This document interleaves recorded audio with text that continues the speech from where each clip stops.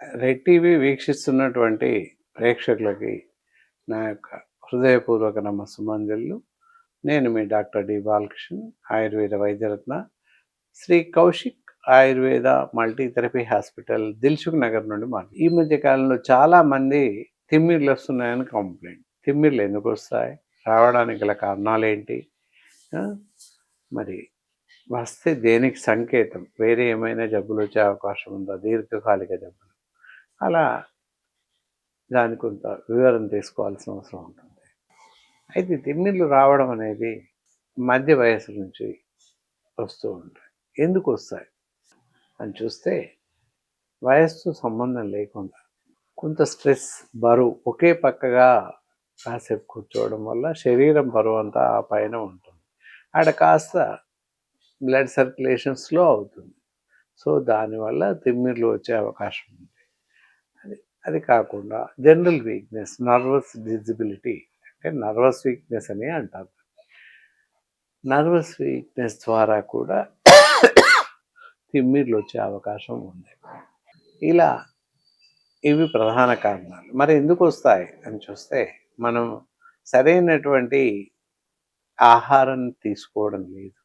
ఎంతసేపు బయట ఆహారం తీసుకోవడం, జంక్ ఫుడ్స్ ఎక్కువగా తీసుకోవడం, విడిగా తినడం వల్ల ఈ ప్రమాదాలు ఎక్కువగా వస్తున్నాయి. ఈ తిమ్మిర్లు రావడం, నరాల జబ్బులు, న్యూరలాజికల్ డిసార్డర్స్ రావడం సంభవిస్తున్నాయని చెప్పచ్చు. కాబట్టి కొన్ని రకాల ఆహార పదార్థాలు వదిలేయడం, ఎంతైనా తినకపోవడం చాలా మంచిది.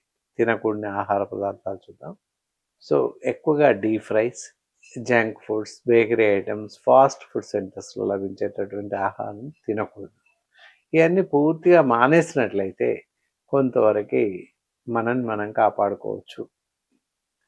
సో మరి ఏం తీసుకుంటే మంచిది అని చూసినట్లయితే, అన్ని రకాల ఆహార పదార్థాలు, తృణధాన్యాలు, ఎక్కువగా చిక్కుళ్ళు, బీన్స్, పీచు పదార్థాలు, బీరకాయలు, సూరకాయలు, వంకాయలు, ఇలా అన్ని రకాల ఆహార పదార్థాలు విరివిగా తీసుకోండి. నాన్ వెజిటేరియన్లో మటన్, ఎండు చేపలు, ఫ్రాన్స్ తినకపోవడం చాలా మంచిది. అలాగే కూల్ డ్రింక్స్ తాగకూడదు. దాంతోపాటుగా పన్నీర్ విరివిగా తింటున్నారు, పన్నీర్ తినకపోవడం చాలా మంచిది. ఇవి చేస్తూ మిగతా రిమైనింగ్ ఫుడ్ తీసుకుంటే చాలా మంచిది. దాంతోపాటు పళ్ళు, అన్ని రకాల పళ్ళు తినండి. అవైలబిలిటీ, సీజనబుల్ ఫ్రూట్స్, ఏ పళ్ళు అందుబాటులో ఉంటే ఆ పళ్ళు తినేసేయండి. దానివల్ల కొంతవరకు నర్వస్ డిజిబిలిటీ, నర్వస్ వీక్నెస్ తగ్గుతుంది. అలాగే మంచి ఆహారం ఎప్పటికప్పుడు ఏ పూటకు తయారు చేసిన ఆ పూటకు అలా తింటూ ఉండండి. మిగిలిపోయిన ఆహారాన్ని ఫ్రిడ్జ్లో పెట్టేసి మళ్ళీ మళ్ళీ వేడి చేస్తూ తినడం ఏమాత్రం మంచిది కాదు.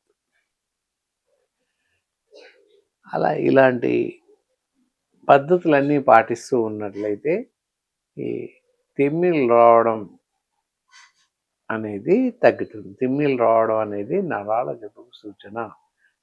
పూర్తిగా కొంతమందికి కాళ్ళు చేతులు తిమ్మిర్లే కాదు, ఇలా వస్తూ ఒక పక్కకు పడుకుంటే ఈ తల ఒక పక్కకు తిమ్మిరి రావడం, ఎటు పక్క పడుకుంటే అటు పక్కకు తిమ్మిరి రావడం సంభవిస్తుంది. సో ఇలా వచ్చినట్లయితే కొంతవరకు తప్పకుండా వైద్యుల సలహా తీసుకోవడం చాలా మంచిది. వచ్చి కాసేపట్లో తగ్గుతుంది అంటే పర్లేదు, ఎప్పుడు పడుకున్నా కూడా ఎటు పడుకుంటే అటు ఆ పక్క మొత్తం తిమ్మిరి రావడం, చెయ్యి కాలు అన్ని తిమ్మిరి వస్తుంటాయి. ఎటు పక్క పడుకుంటే అటు పక్క అలా తరచుగా వస్తుంటే తప్పనిసరిగా మాలాంటి ఆయుర్వేద వైద్యులు సంప్రదించడం ఎంతైనా మంచిది. ఎందువల్ల అంటే దానివల్ల న్యూరలాజికల్ డిజార్డర్స్ వచ్చే అవకాశం ఉంది. అలాగే వదిలేసినట్లయితే తర్వాత పెరాలసిస్, స్ట్రోక్ వచ్చే అవకాశం ఉంటుంది. తల ఒకవైపు ఎప్పటికప్పుడు ఊరికే మాటికి తిమ్మిరి వస్తుంది అంటే అర్థం ఏంటి, బ్రెయిన్ స్ట్రోక్ వచ్చే అవకాశం ఉంటుంది. కాబట్టి ఇలాంటి లక్షణాలు ఏవైనా ఉన్నట్లయితే, తరచుగా తిమ్మిర్లు వస్తున్నట్లయితే ఏమాత్రం అశ్రద్ధ, అలక్ష్యం చేయకుండా తప్పనిసరిగా అలాంటి ఆయుర్వేద వైద్య నిపుణులను సంప్రదించినట్లయితే మీకు సరిపడేటటువంటి సలహాలు ఇవ్వడం జరుగుతుంది. మంచి అద్భుతమైన చికిత్సలు అందించే అవకాశం ఉంటుంది. మీది మిక్కిలి అందరూ ఏంటంటే ప్రతి మనిషి కూడా తలకి నూనె పెట్టాల్సిన అవసరం ఉంటుంది. ఈ రోజుల్లో ఎవరు తలకి నూనె పెట్టడం లేదు. నూనె పెట్టండి, తలకు నూనె పెడతారా అని విచిత్రంగా అడుగుతున్న రోజులు వచ్చేసాయి. కాబట్టి తప్పనిసరిగా నూనె పెట్టండి. ఎలాంటి నూనె పెట్టాలి? బ్రాహ్మీ తైలం లేదా కౌశిక్ హెయిర్ ఆయిల్ అని దొరుకుతూ ఉంటుంది, హెయిర్ టానిక్ అని, అది పెట్టవచ్చు. అలాగే తలస్నానం చేయడానికి గాను ఎలాంటి షాంపూలు ఉపయోగించకూడదు. ఇవన్నీ కూడా మనకి బ్రెయిన్ సక్రమంగా పనిచేయడానికి, మెదడు సరిగా పనిచేయడానికి ఇలాంటివి కొన్ని పాటించాల్సిన అవసరం ఉంటుంది.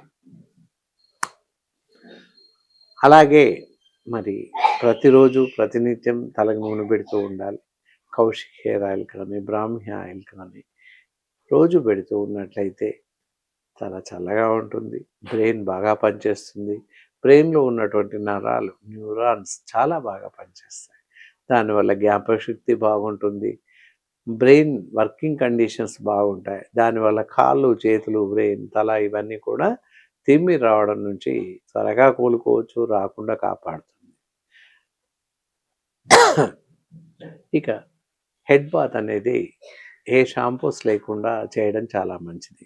షాంపూస్ బదులుగా సీకాకాయ పౌడర్ కానీ లేదా కూకుడుకాయ రసంతో కానీ హెడ్ బాత్ చేయాల్సిన అవసరం ఉంటుంది. అలా చేస్తే పూర్తిగా మనం కాపాడుకోవచ్చు. ఇకపోతే మరి ఇలాంటి పరిస్థితి సంభవిస్తే మరి ఏం చేస్తే మంచిది? ఆయిల్ అప్లికేషన్స్ ఉంటాయి. ఎప్పుడైతే కాళ్ళు, చేతులు తిమ్మిరి వస్తుంటాయి, అలాంటి పరిస్థితుల్లో మమ్మల్ని సంప్రదించినట్లయితే ఆర్థోఫిన్ ఆయిల్ అని చెప్పేసి ఉంటుంది. ఆయిల్ని శరీరం అంతా పట్టిస్తూ ఉంటాం. దానివల్ల ఏంటి, కండరాలు, నరాలన్నీ కూడా కరెక్ట్గా యాక్టివేట్ అయ్యి ఫంక్షనింగ్ కరెక్ట్గా ఉంటుంది. అలాగే ఎవ్రీడే వాకింగ్ చేయడం ఎంతైనా మంచిది. ఉదయం ఒక అరగంట సేపు నడవండి, బ్రేక్ఫాస్ట్ చేశాక 10 నిమిషాలు నడవండి, మధ్యాహ్నం లంచ్ తర్వాత 10 నిమిషాలు నడవండి, రాత్రి భోజనానంతరం 10 నిమిషాలు నడవండి. ఈ విధంగా వాకింగ్ సిస్టమేటిక్గా నడక సాగించినట్లయితే శరీరం, కాళ్ళు, చేతులు తిమ్మిలు రావడం ఇలాంటివి తగ్గిపోతాయి. ఏది ఏమైనా ఇలాంటి పరిస్థితి తరచుగా సంభవించినట్లయితే తప్పనిసరిగా మా లాంటి వైద్యుల్ని సంప్రదించినట్లయితే దీనికి కాను బెస్ట్ ఆఫ్ బెస్ట్ మెడిసిన్ ఇచ్చే అవకాశం ఉంది. ఆలక్ష్యం, అశ్రద్ధ చేసినట్లయితే బ్రెయిన్ స్ట్రోక్ కానీ, పెరాలసిస్ స్ట్రోక్ కానీ వచ్చే అవకాశాలు చాలా ఉన్నాయి. కనుక ఏమాత్రం అశ్రద్ధ చేయకండి. ఇలాంటి సందర్భాల్లో సొంత వైద్యం చేసుకోకూడదు. మరి ఇలాంటి వారికి తరచుగా వస్తున్నట్లయితే ఎలా వచ్చిన మంచి ఆయుర్వేదంలో అద్భుతమైనటువంటి వైద్య చికిత్సా పద్ధతులు ఉన్నాయి. బెస్ట్ ఆఫ్ బెస్ట్ మెడిసిన్స్ ఉన్నాయి. చూడండి, నర్విటోన్ అనేటటువంటి ట్యాబ్లెట్ ఉంటుంది. ఈ ట్యాబ్లెట్స్ ఉదయం, సాయంత్రం 2 మాత్రలు చొప్పున వేసుకుంటూ ఉండాలి. అలా వేసుకుంటూ ఉంటే మీకున్నటువంటి నరాల జబ్బులు, ఈవెన్ పెరాలసిస్ స్ట్రోక్ అవ్వచ్చు, బ్రెయిన్ స్ట్రోక్ అవ్వచ్చు, తగ్గే అవకాశం. దాంతో పాటుగా ఆ గోళీలు